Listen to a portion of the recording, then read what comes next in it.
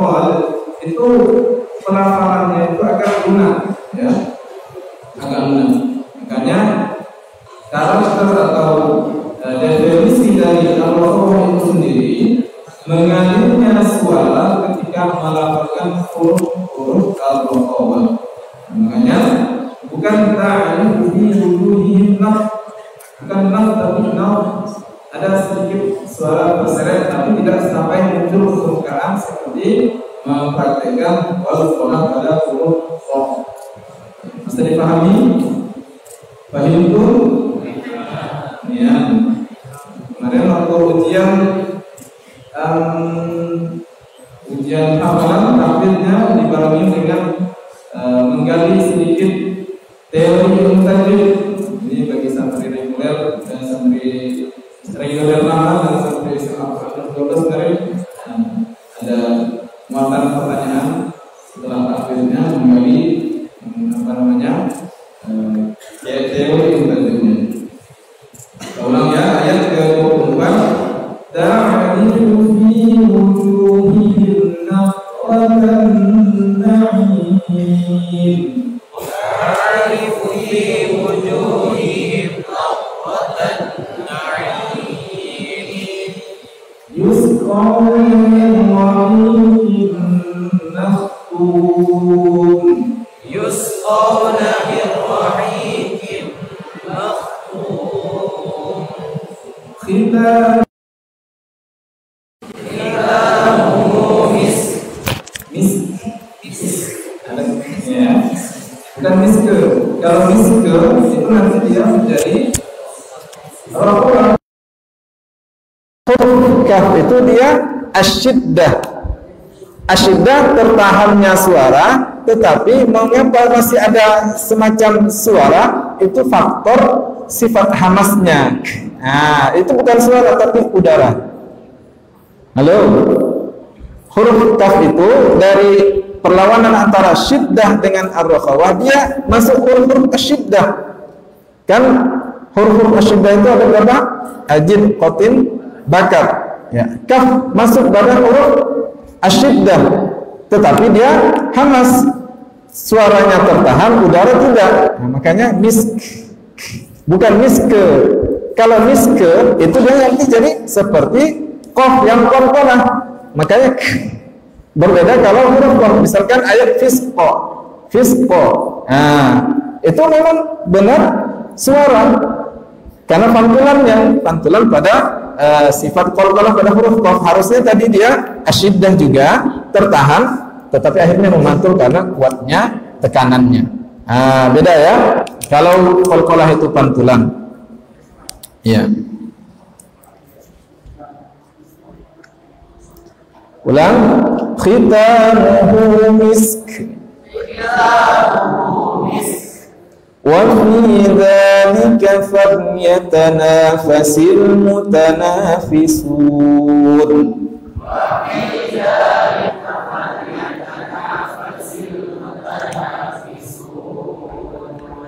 Wa mizajuhu min tasnim.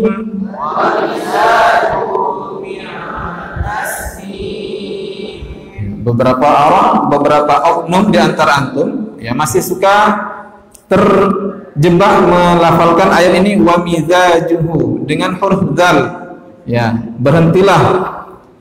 Taubatlah ya. Ini bukan huruf dzal tapi huruf zai. Wa mizajuhu bukan miza. Ini masih terjadi beberapa oknum di antara santri yang tidak perlu kita sebutkan namanya. Hati-hati. Wa miza bukan wa miza tapi wa miza. Bedakan dzal dengan zai. Di sini huruf zai. Wa mizajuhu min tasnim. Wa mizajuhu min tasnim. 'Aynan yashrabu bihal muqarrabun. 'Aynan yashrabu bihal. Ya, mungkin ada salah satu santri yang bersedia membaca terjemahan ayat 18 sampai 28 yang terdekat posisinya, yang ada Quran terjemahnya, boleh Muhammad Zakwan. terjemahannya. Ya, silakan. Ini santri yang paling jauh dari Medan. Ayat 18 sampai ayat 28.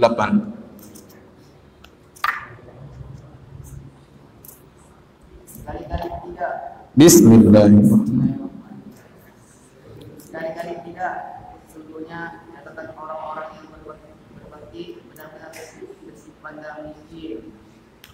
Dan tak pernah engkau apakah bijih itu. Dan tahukah engkau apakah bijih itu, yaitu kitab yang berisi catatan amal yang disaksikan oleh malaikat-malaikat yang mengingatkan kepada Allah. Sesungguhnya orang-orang yang berbakti benar-benar berada dalam surga yang penuh kenikmatan. Mereka duduk di atas dipan-dipan melepas dengan melepas pandangan. Kamu dapat mengetahui dari wajah mereka dan wajah mereka kesenangan hidup yang penuh kenikmatan. Mereka diberi minum dari kamar murni dan tidak memabukkan, dan tepatnya masih tidak disegel. Laknya dari kasburi, dan untuk demikian itu hendaknya orang berlomba-lomba, dan campurannya dari kasmi, yaitu mata air yang diminum oleh mereka dengan yang dekat kepada Allah. Masya Allah. Allahu Akbar. Kalau pada kelompok ayat 7 sampai 17 pada pertemuan sebelumnya kita membahas tentang sijjin sampai ada pertanyaan wa ma adraka ma sijjin. Kalau sijjin itu para durjana, senantiasa durhaka, membangkang, tidak taat pada perintah Allah Subhanahu wa taala. Ya. Itu tempat kembali mereka. Ya. Itu untuk para fujjar. Sekarang kita membahas al-abrar. Untuk para al-abrar. Di santri kita banyak santri bernama abrar. Abrar sedunia jadinya. Ada Abrar Habibullah, ada Zainul Abrar, ada Abrar Abdul Fattah, ada Abrar Adi Permana. Masya Allah. Ada satu lagi kemarin santri terciduk namanya ada abrornya. Najib ya, Fajrina. Iya, Auladul Abror ya. Masya Allah. Abror juga. Nanti boleh kita kumpulkan ya. Sesuai dengan namanya mudah-mudahan Al-Abror ya.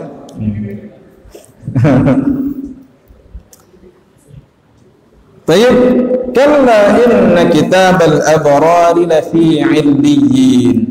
Sekali-kali tidak. Ya. Kembali Allah Subhanahu wa taala ya, menggunakan kata-kata kalla.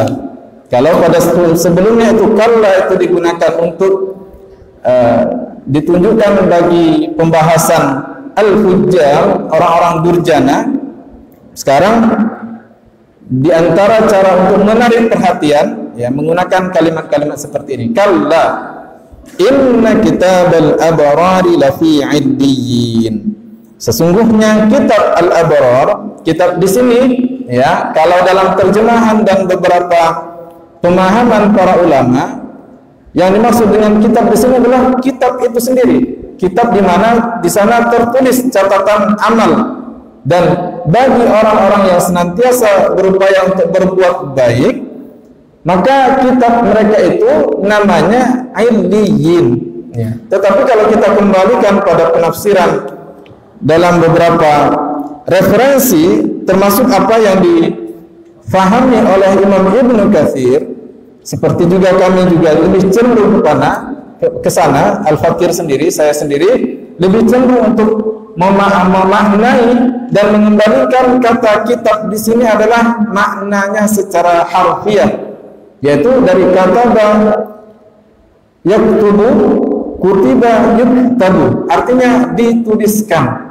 Kitab berarti sesuatu yang telah dituliskan, artinya satu yang telah ditentukan. Bahwasanya ketentuan yang telah Allah berlakukan, bahwasanya tempat kembalinya orang-orang yang senantiasa menghadirkan nilai-nilai kebaikan atau berupaya untuk menghadirkan nilai-nilai kebaikan di dalam kehidupannya, maka tempatnya adalah di illiyin. Illiyin ini kebalikan dari sijjin.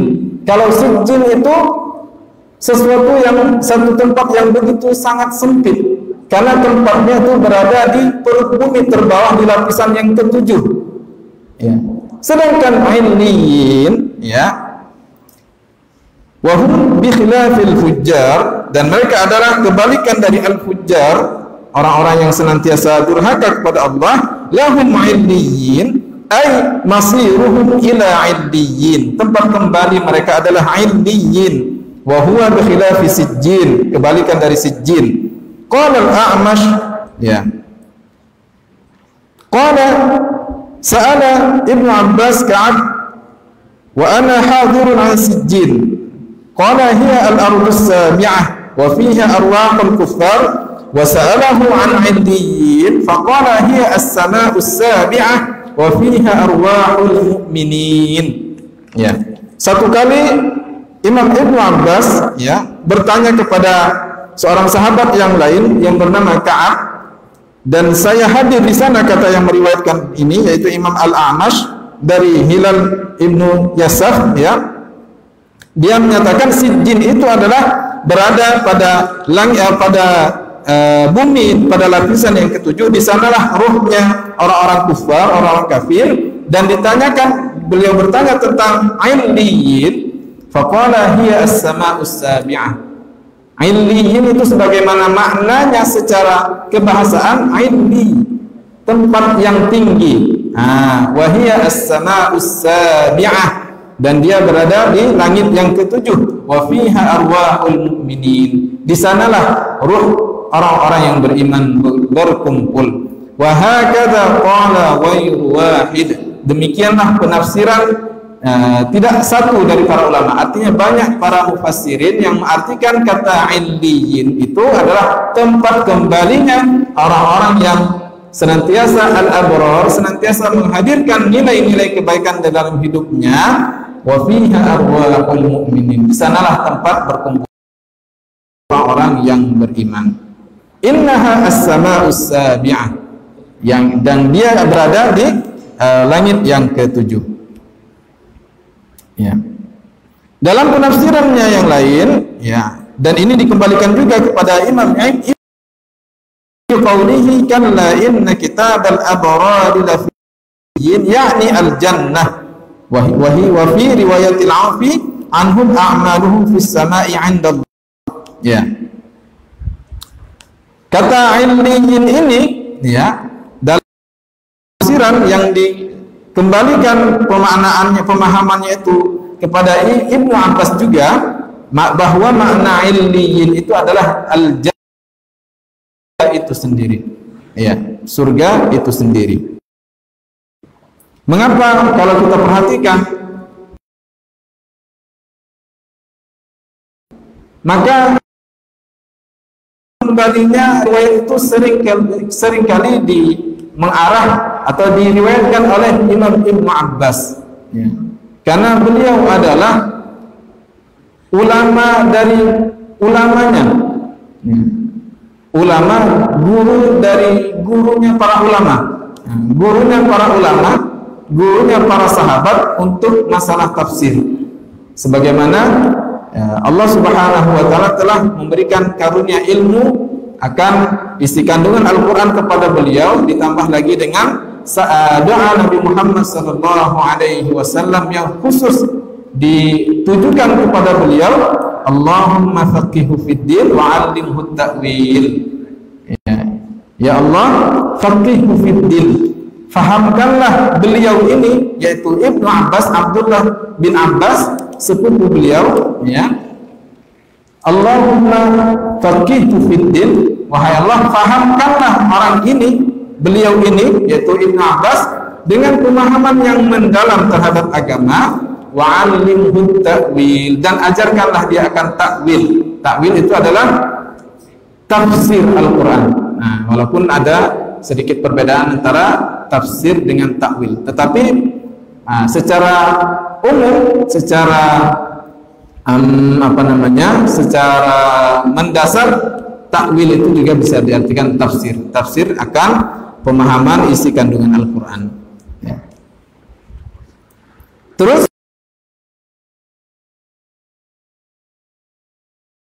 ini hingga kemudian Allah Subhanahu wa taala mendatangkan redaksi ayat yang dengan kalimat wa ma adraka ma illiyun, sama seperti wa ma adraka ma sijjin. Ya, ini untuk menarik perhatian, liltifatin nazar, untuk menarik perhatian bagi para audiens.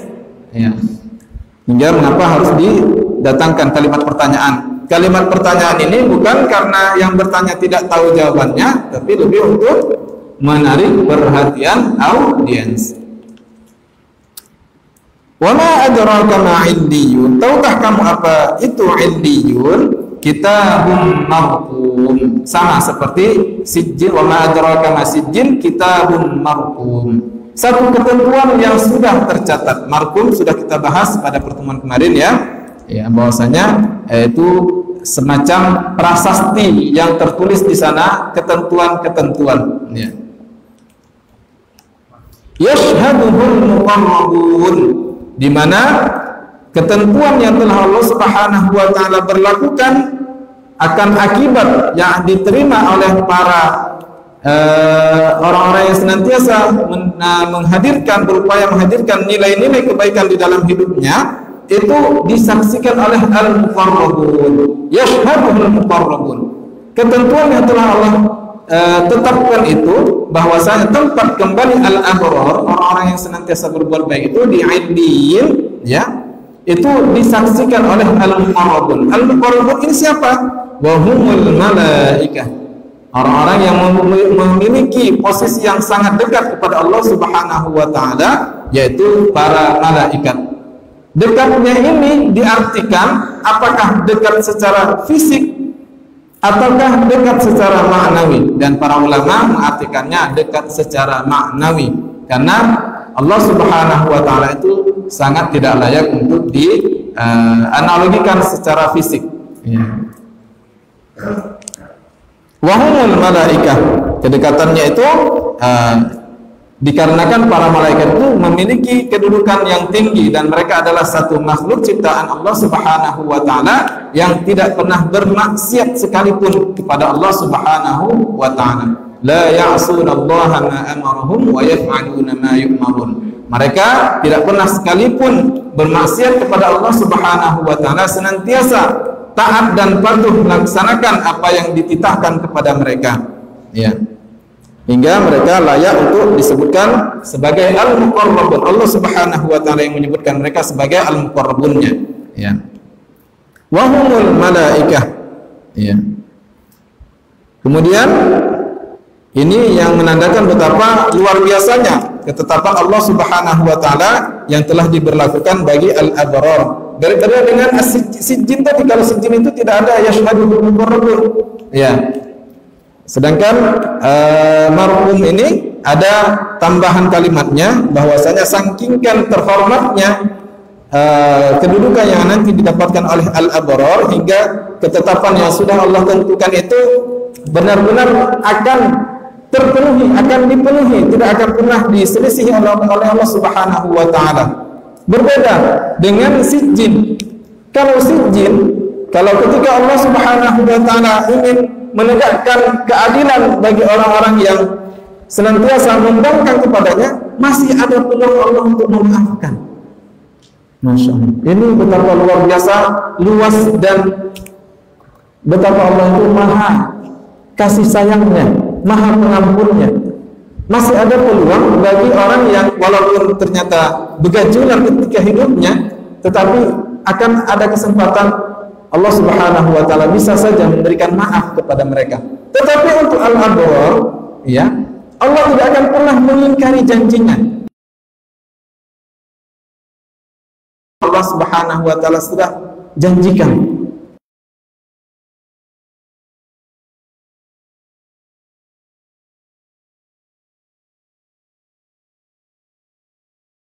sini yashhaduhul muqarrabun. Ketentuan yang Allah sudah tetapkan tadi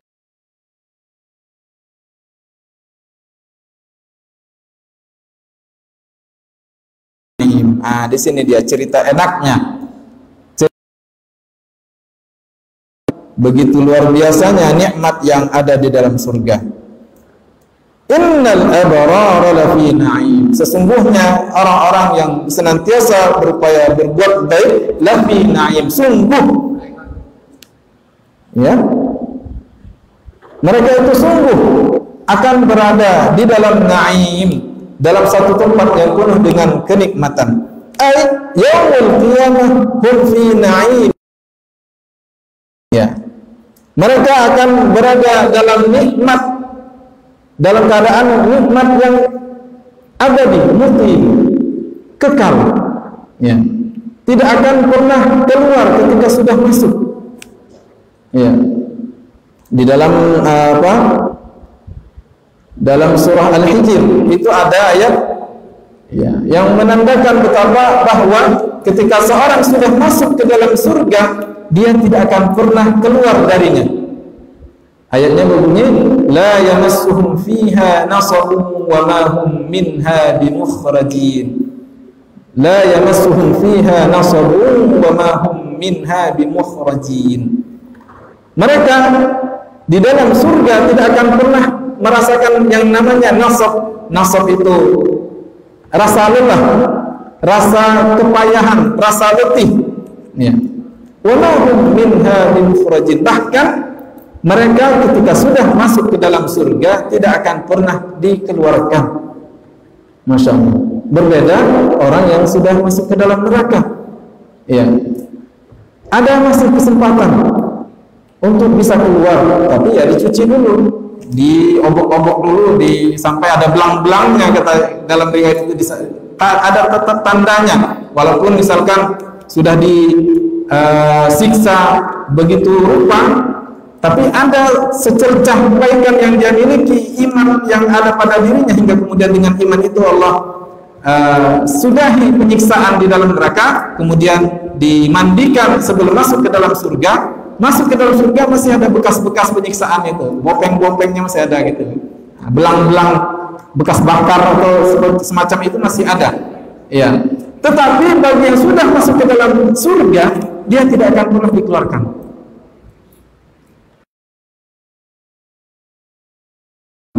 La yamassuhum fiha nasabun wa ma hum minha bimukhrajin.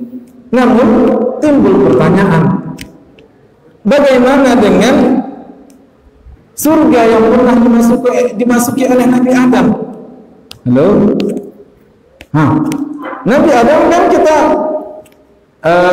sama-sama menyaksikan bahwasanya menjadi firman Allah Subhanahu wa taala di dalam surah Al-Baqarah itu, ya, apa bunyinya? Wa ya Adam kun anta wa zawjukal jannah wa kula minha. Ya, begitu kan bunyi ayatnya? Uskun anta wa zawjukal jannah. Tinggallah, menetaplah. Ya, Adam itu menetap di dalam surga tanpa pernah memasukinya. Halo.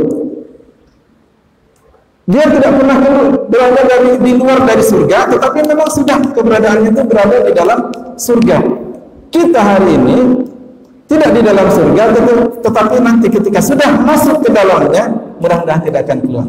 Ini poin pertama yang menjadi jawaban dari pertanyaan mengapa Nabi Adam, ya, yang tadinya sesuai dengan ayat di 48 surah Al-Hijr itu, la yamassuhum fiha nasabun wa ma hum minha bimukhrajin, tentang bahwasanya orang yang sudah masuk ke dalam surga, dimasukkan ke dalam surga, itu tidak akan dikeluarkan. Berbeda dengan Nabi Adam, beliau ternyata keluar dari surga karena beliau itu berada di dalam surga tanpa memasukinya, karena keberadaannya dari awal memang sudah ada di surga. Ini poin pertama. Poin yang kedua yang menjadi jawaban para ulama tentang pertanyaan ini, bahwasanya Nabi Adam alaihi salam yang dulunya ketika berada di surga itu bukan surga yang akan menjadi tempat kembalinya orang-orang yang beriman setelah kematiannya dan nanti ketika dihidupkan kembali pada hari kiamat. Itu adalah surga ujian. Jannatul ibtila, surga semacam surga percontohan, simulasi dari surga yang nantinya benar-benar akan menjadi tempat kembali orang yang beriman dan itu bersifat abadi. Ketika sudah abadi, ya, tidak akan ada sedikit pun larangan. Berbeda dengan surga yang pernah ditinggali oleh Nabi Adam, masih ada larangan. Ya, wala taqraba hadhihi syajarah, jangan dekati pohon ini. Nanti ketika di dalam surga yang sebenarnya kita mudah-mudahan semua masuk di dalamnya, Allahumma amin ya rabbal alamin. Ya, ya, itu tidak akan ada sedikit pun larangan. Tidak ada satu pun larangan. Bebas kendal, tidak tidur manjang, lajulah. Apa enggak main game manjang, boleh. Kalau ada. Atau nikmatnya tidak lagi itu, bahkan jauh lebih hebat daripada itu. Pendekatannya tadi disebutkan adalah game, tidur, itu karena posisinya sebagai santri gitu ya. Tapi kalau orang tua tadi semua mendengarnya bukan game dan tidur manjang lagi masalahnya. Macam-macam. Apalagi kalau misalkan yang mendengar tadi anak-anak TK gitu kan, permen, coklat, sama lah seperti itu pendekatannya. Ya. Di surga ada sama seperti Husam dan Hafizah anak ustaz itu di rumah. Di surga ada kuda poni ya. Ya, macam-macam pendekatannya seperti itu ya. Ya, sesuai dengan level umurnya. Allahu Akbar. Innal abrara lafi na'im, sesungguhnya al-abrar itu sungguh niscaya mereka akan berada di dalam nikmat yang berkekalan. Ya. Wa jannat fiha fadlun amim. Ya. Fadlun amim, karunia yang merata. Semuanya nikmat, tidak ada yang tidak nikmat. Apa namanya? Yang terdapat di tafsir di akhir surah An-Naba kemarin ya. Bahkan sampai hujan bidadari ya. Tapi tidak cukup, tidak cocok dibahas bersama antum karena masih syabab ya. Alal araik yang turun ya. Alal araik yang turun wahyas as-sarirah tahta al-hijal ya. Apa namanya? As-sirar tahta al-hijal. Al-araik ini diartikan dipan-dipan ya. Alal araik yang turun, mereka bersandar di dipan-dipan saling pandang memandang. Tatapannya itu luas bebas gitu. Santai kayak di pantai. Slow kayak di pulau gitu ya.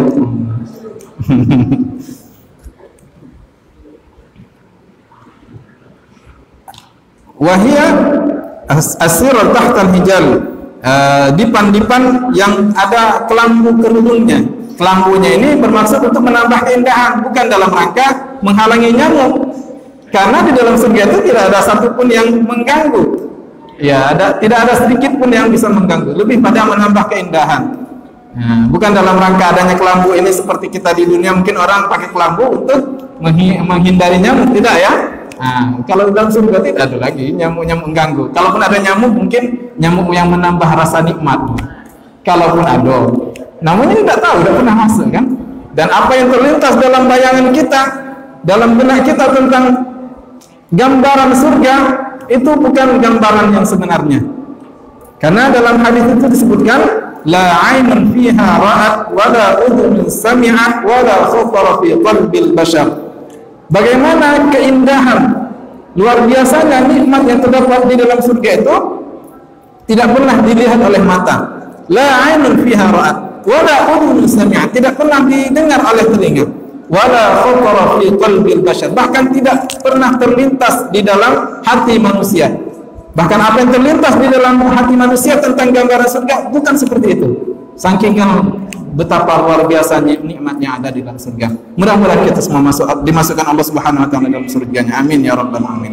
Amin ya rabbal alamin. Amin ya rabbal alamin. Demikian mungkin pertemuan kita karena sudah masuk waktu Isya. Gambaran dari lanjutan tentang ayat di kelompok 18 sampai 28 di kelompok ketiga surah Al-Mutaffifin ini. Kalau nanti dianggap perlu untuk kita ulang, tidak ada salahnya kita ulang kembali. Kalau kita lanjutkan, mudah-mudahan tidak ada juga salahnya. Demikian, mudah-mudahan bermanfaat bagi kita semua. Aku qauli hadza fa astaghfirullah li wa lakum. Kita tutup dengan doa kafaratul majlis. Subhanakallahumma bihamdik asyhadu an la ilaha illa anta astaghfiruka wa atubu ilaik. Wassalamualaikum warahmatullahi wabarakatuh.